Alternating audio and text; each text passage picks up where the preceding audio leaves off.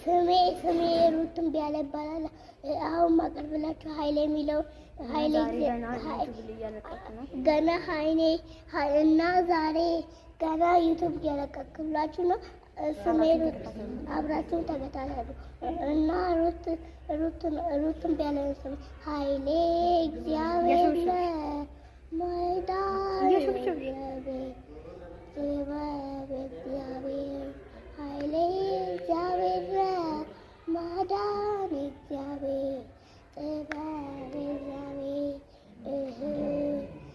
እንዳመካ በጉልበታችን እግዚአብሔር ነው የኛ ኃይላችን። አንመካ በጉልበታችን እግዚአብሔር ነው ኃይላችን። ስላዳመጣችሁ እናመሰግናለን።